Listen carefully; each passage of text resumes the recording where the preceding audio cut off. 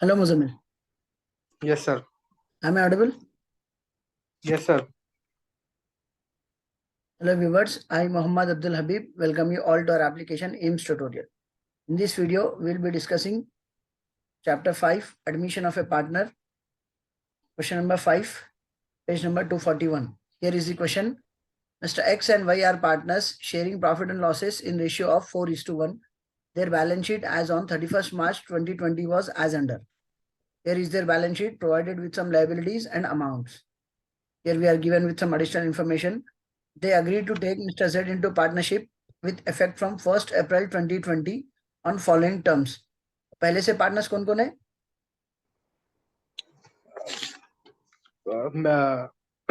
XY x और Y. उन लोगों के प्रॉफिट शेयरिंग रेशियोज क्या है? 4:1. 4:1. Who is the new partner being admitted into the business? Mr. Z. Mr. Z. So the terms of admission are Mr. Z should bring rupees 40,000 towards goodwill and 60,000 as capital. नया बंदा अपने साथ हमेशा कौन से पैसे लेके आना?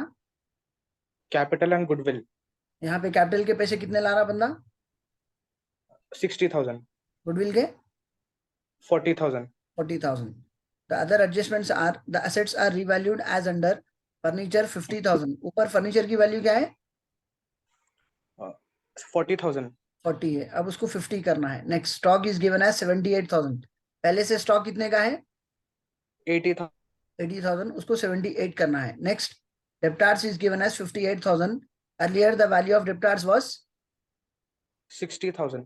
60,000. The goodwill will be written in the business. Goodwill will be written in the business का मतलब क्या? गुडविल का पैसा लाते कौन? New partner. New partner. The new partner will pay the amount for goodwill. अब ये पैसा करते क्या लाने के बाद?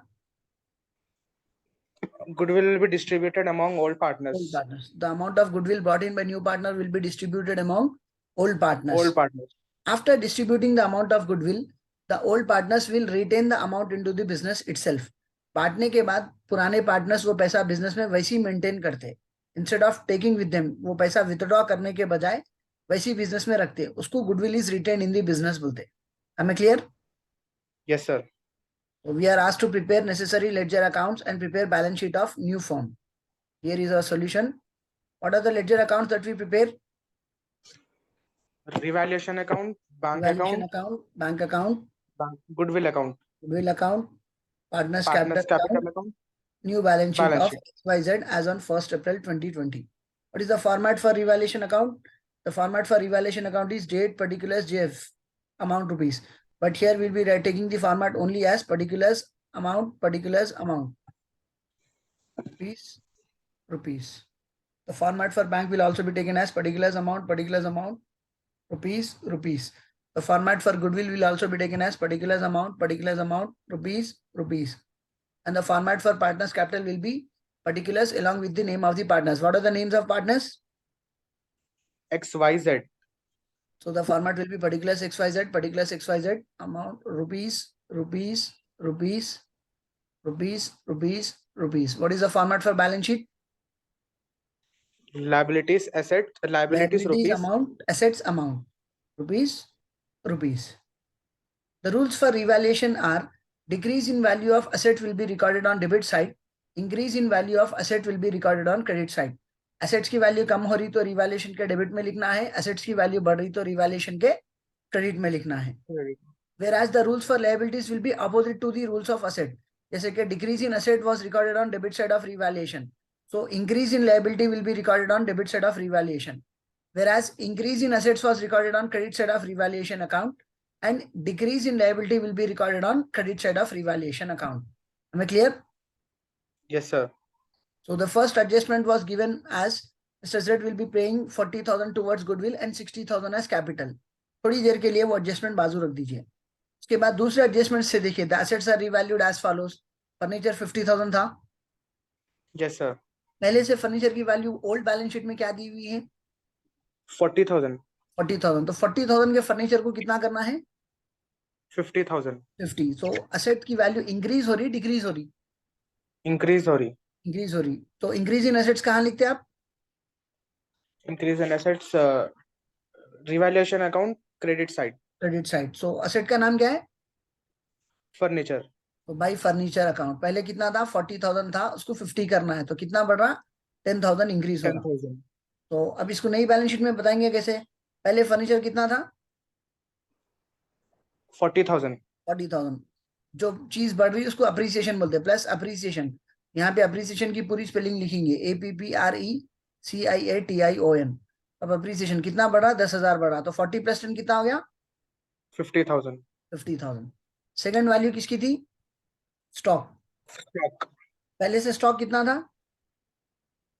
80,000। 80,000। अब कितना हो गया? 78,000। 78,000. So the earlier the value of stock was 80,000, whereas now it is to be brought down to 78,000. So it is decrease in asset. तो decrease in asset कहाँ लिखते हैं हम रिवैल्यूएशन अकाउंट के? Debit side.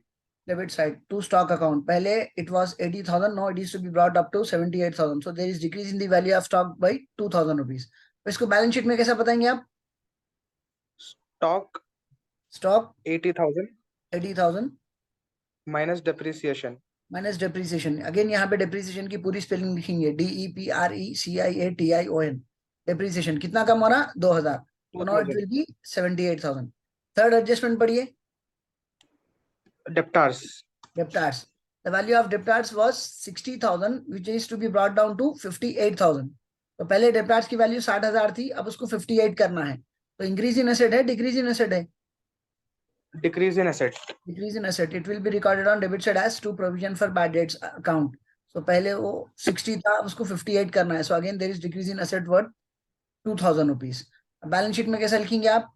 डेप्टार्स debtor 60,000 60,000 minus PBD, which minus stands for provision for bad debts, 2,000. So 60 minus 2, it becomes 58,000. So we are done with the adjustments provided on assets. जो adjustments थे खत्म हो गए. Yes sir. Now we'll be balancing revaluation account. The total on debit side of revaluation account is 4,000। 4,000. The total on credit side of revaluation account is 10,000। 10,000. So 10,000 is more than 4,000. So 10,000 will be recorded on both the sides of revaluation account. 10,000 will be recorded on credit side of revaluation account. 10,000 will be recorded on debit side of revaluation account. Now subtracting 4,000 from 10,000, will be left out with a profit amount of 6,000। 6,000. So this profit amount should be distributed among old partners. old partners, namely X and Y. In profit Y. sharing ratios, 4:1। 4:1. So 4 plus 1 क्या होते हैं? 5। So whatever the amount is to be distributed among X and Y, it should be divided into 5 shares, of which 4 shares belongs to X, 1 share belongs to Y. अब यहाँ पे लिखेंगे आप to profit transfer to X capital account. नीचे calculation बताएंगे 6,000 into 4/5. ये 4/5 क्यों लिखे आप? बिकॉज 4 X हिस्से has एक्स 4 के हैं। shares. X has 4 shares. तो प्रॉफिट ये 6,000 कैसा है? Profit 10,000 minus 4,000। We have subtracted 4,000 from 10,000. 10,000 minus 4,000, we are left out with a profit amount of 6,000, which will be 6,000। distributed among X and Y. So 6,000 into 4/5. 6,000 when divided into 5 shares, the value of each share will be for 1,200. As X has 4 shares, he'll be getting 4,800. Again, it will be distributed to Y as Y capital account. In brackets, we'll be writing the calculation as 6,000 into 1/5, which works out to be 1,200. Am I clear? Yes sir. अब revaluation account के बाद second account क्या बनाना है? Bank account. Bank account. Bank account में सबसे bank it is an asset. सबसे पहले हम यहाँ पे लिखेंगे to balance brought down because all assets have debit balance. Similarly, in capital account, we'll be writing it as by balance brought down because all liabilities have credit balance. A general rule है, all assets have debit balance. Bank it is an asset, on all assets have debit balance. Whereas capital it is a liability, all liabilities will have credit balance. अब यहाँ जो to balance brought down लिखे, ये amount अपने को कहाँ मिलता question में? Asset side. Asset side. Asset side, we need to check the amount either with the name of cash or with the name of bank. अब ये प्रॉब्लम में अपने को असेट्स में लास्ट में बैंक 50,000 दिया हुआ है। Yes sir. अब यहाँ पे लिखेंगे हम टू बैलेंस ब्रॉट डाउन 50,000। ये कैपिटल का अमाउंट जो बाई बैलेंस ब्रॉट डाउन है, ये पैसे कहाँ मिलेंगे अपने को? लायबिलिटीज। लाइबिलिटीज। तो लाइबिलिटीज में चेक करिए आप, एक्स कैपिटल 50,000, वाई कैपिटल 1,30,000 है। Yes sir. इसका मतलब क्या? At the time of admission of new partner, old partners have a bank balance of 50,000 with them. ये 50,000 जो लिखे इसका मतलब क्या, नया पार्टनर जिस दिन बिजनेस में आ रहा उस दिन पुराने लोगों के पास 50,000 रुपए पहले से रखे हुए है। हाँ ये 50,000 और 1,30,000 का मतलब क्या था, एक्स और वाई जब बिजनेस शुरू करे थे, X has invested 50,000, Y has invested 1,30,000। 30,000. हमें क्लियर। Yes, sir. अब who is the new partner being admitted into the business, नया पार्टनर कौन आ रहा बिजनेस में, Mr. Z. Mister Z. नया पार्टनर जब भी बिजनेस में आएंगे अपने साथ क्या क्या लेके आना, Capital and goodwill. Capital and goodwill. और बैंक के रूल्स क्या, मतलब कैश या बैंक के रूल्स क्या है, पैसा आ रहा डेबिट में लिखना, पैसा जा रहा Credit. में क्रेडिट में लिखना. लिखना। तो when the new partner is being admitted into the business, वो बंदा पैसे लेके आता या पैसे लेके जाता, पैसे लेके आता. पैसे लेके आता। तो पहले कौन से पैसे आ रहे, Capital. Capital, so it will be recorded on debit side as to Z capital account. कितने पैसे आ रहे कैपिटल के नाम पे, 60,000। और कौन से पैसे आना है, Goodwill. goodwill, so it will be recorded as to goodwill account 40,000. So remember that at the time of writing capital we have recorded the name of the partner as 2Z capital, whereas at the time of writing goodwill we are just writing it as 2 goodwill. Capital के वक्त partner का नाम लिखना है, goodwill के वक्त partner का नाम नहीं लिखना है। हमें क्लियर। Yes, sir. अब नया पार्टनर आने से पहले ये लोगों के पास बिजनेस में कितने पैसे थे,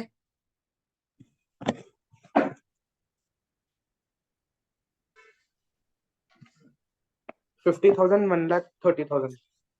ये नहीं, ये तो कैपिटल इन्वेस्टमेंट था। ये 50,000 का मतलब क्या बोले हम, नया पार्टनर जिस दिन बिजनेस में आ रहा उस दिन ये लोगों के पास 50,000 रुपीज है बोल के बोले थे। 50. Yes, sir. हाँ, अब नया बंदा अपने साथ कैपिटल के 60,000 ला रहा, तो कितने पैसे हो गए, 1,10,000. 1,10,000। फिर 40,000 गुडविल के आ रहे, तो कितने पैसे हो गए, 1,50,000. 1,50,000। So the total on debit side of bank account is 1,50,000। Credit side total क्या है, 0. Zero. So 1,50,000 is more than zero, so on both the sides will be writing the total as 1,50,000, 1,50,000। Now how do we balance this, By balance carried down. by balance carried down 1,50,000, the same will be recorded on opposite side as To balance brought down. to balance brought down 1,50,000। हमें clear. Yes, sir. अब एक simple technique है, सुबह के account में शाम का नाम लिखे, शाम के अकाउंट में सुबह का नाम लिखना. दिन के अकाउंट में रात का नाम लिखे, रात के अकाउंट में दिन का नाम लिखना. आज के अकाउंट में कल का नाम लिखे, कल के अकाउंट में आज का नाम लिखना. हम के अकाउंट में तुम का नाम लिखे, तुम के अकाउंट में हम का नाम लिखना. वीर के अकाउंट में जारा का नाम लिखे, जारा के अकाउंट में वीर का नाम लिखना. बैंक के अकाउंट में जेड कैपिटल का नाम लिखे, जेड कैपिटल के अकाउंट में बैंक का नाम लिखना. इधर डेबिट में लिखे, उधर क्रेडिट में लिखना. तो यहाँ पे जेड कैपिटल है, ये जेड डेबिट है, ये जेड क्रेडिट है, तो हम क्रेडिट में लिखेंगे by bank account. Z capital में कितने पैसे आ रहे, 60,000. 60,000। अब उसी तरह बैंक के अकाउंट में और एक नाम क्या लिखे थे हम, गुडविल अकाउंट. गुडविल अकाउंट लिखे थे। तो संडे के अकाउंट में मंडे का नाम लिखे, तो मंडे के अकाउंट में संडे का नाम लिखेंगे. तो बैंक के अकाउंट में गुडविल का नाम लिखे, तो गुडविल के अकाउंट में बैंक का नाम लिखेंगे. इधर डेबिट में लिखे थे, उधर क्रेडिट में. तो यहाँ पे क्रेडिट में आगे लिखेंगे बाई बैंक अकाउंट 40,000। अब नया पार्टनर अपने साथ जो पैसे लेके आया था कैपिटल और गुडविल, कैपिटल के पैसे बिजनेस में लगा दिए, गुडविल के पैसे क्या करेंगे आप, पुराने पार्टनर्स में बांट देंगे. पुराने पार्टनर्स में बांट देंगे। कौन है पुराने पार्टनर्स, में एक्स एंड वाई. कौन से रेशियो में, 4:1. 4 और 1 5 होते, तो 40,000 when divided into 5 shares, 5 8s are 40, one share value is 8,000 rupees। X has 4 8,000. shares, so he'll be getting 8,000 into 4, 4 8s are 32,000। Y has 1 share, so he'll be getting 8,000। उसको यहाँ debit में लिखेंगे to X capital account, brackets में calculation बताएंगे, 40,000 into 4/5 he'll be getting 32,000। तो Y capital account brackets में बताएंगे 40,000 into 1/5 8,000। अब गुडविल में डेबिट साइड टोटल करिए, क्या आ रहा, 32 प्लस 8 40. 40। क्रेडिट साइड टोटल करिए 40। So on 40,000. both the sides of goodwill account the total is 40,000 40,000। अब सेम पॉइंट अप्लाई करिए, सैफ के अकाउंट में करीना का नाम लिखे, करीना के अकाउंट में सैफ का नाम लिखेंगे. गुडविल के अकाउंट में एक्स और वाई का नाम लिखे, एक्स और वाई के अकाउंट में गुडविल का नाम लिखेंगे. इधर डेबिट में लिखे, उधर क्रेडिट में लिखेंगे। तब यहाँ पे आके क्रेडिट में लिखेंगे आप बाय गुडविल अकाउंट। यहाँ पे ये बंदे के 32,000, ये बंदे के 8,000। हमें क्लियर? Yes sir. नेक्स्ट, उसी तरह रिवैल्यूएशन का प्रॉफिट बांटे थे हम। रिवैल्यूएशन के प्रॉफिट में यहाँ पे to profit transfer to X capital account Y capital account 4,800 1200 लिखे। Yes sir. तो रिवैल्यूएशन के अकाउंट में एक्स और वाई का नाम लिखे, तो एक्स और वाई के अकाउंट में रिवैल्यूएशन का नाम लिखेंगे, इधर डेबिट में लिखे थे उधर क्रेडिट में लिखेंगे। By revaluation account. ये बंदे को मिलेंगे 4,800, ये बंदे को मिलेंगे 1,200। हमें क्लियर? Yes sir. फिर दो चीजें ऐसे रहते जिससे रिलेटेड कोई एडजस्टमेंट दिया हुआ नहीं रहता। क्या रहते वो? Profit and loss, general reserves. पहले जनरल रिजर्व्स। तो जनरल रिजर्व्स अपने को क्वेश्चन में हमेशा कहाँ मिलते? Liabilities side. Liability side. तो जनरल रिजर्व्स 30,000 दिया हुआ है, देखिए लायबिलिटीज में। Yes sir. ये पैसे कौन जमा करे सो है? Old partners. Old partners. तो before the admission of new partner, general reserves and profit and loss should be closed by distributing among old partners in their old profit sharing ratio। 30,000 को पुराने लोग पुराने रेशियो के हिसाब से बांट लेके क्लोज करेंगे। 30,000 when divided into 5 shares, the value of each share will be for 6,000। 5 6 are 30। So as X has 4 shares, he'll be getting 24,000, and as Y has 1 share, he'll be getting 6,000। तो कैसा लिखते हैं आप उसको? Bye general reserves account. By general reserves account 24,000 6,000। अब general reserve के बाद दूसरी चीज प्रॉफिट एंड लॉस रहेंगी।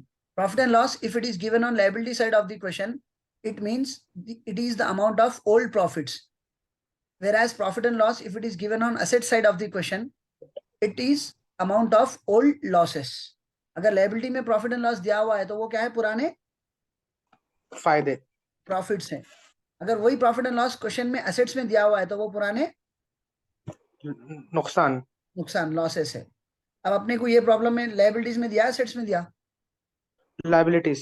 तो ये पुराने फायदे है। तो पुराने फायदे कौन बांट लेंगे? पुराने पार्टनर्स बांट लेंगे। कौन से रेशियो में? Old partner. Old 4:1। Partners distribute करेंगे 4:1। 4 + 1 it becomes 5। So 10,000 when divided into 5 shares, the value of each share will be for 2,000। As X has 4 shares, he'll be getting 8,000, whereas Y has 1 share, he'll be getting 2,000, जिसको लिखेंगे आप by profit and loss account 8,000 2,000। हमें clear? Yes sir. तो पूरे चीजें खत्म हो गए, सिर्फ इसका टोटल करिए। 50 + 30 80, 80 + 20 1 lakh, 1 lakh + 8 1 lakh 8,000 + 2 110 + 4 114 + 4 118 + 800 1,18,800। तो the total on credit side of x account is 1,18,800। Debit में क्या है एक्स का टोटल? जीरो। जीरो। तो दोनों तरफ 1,18,800 1,18,800 लिखेंगे। अब वाई का टोटल करिए आप। 130 + 8 138 + 1 139 + 4 + 6 145 + 2 147 + 200 147 200। तो the total on credit side of Y capital account is 147 200। Debit side total क्या है? जीरो।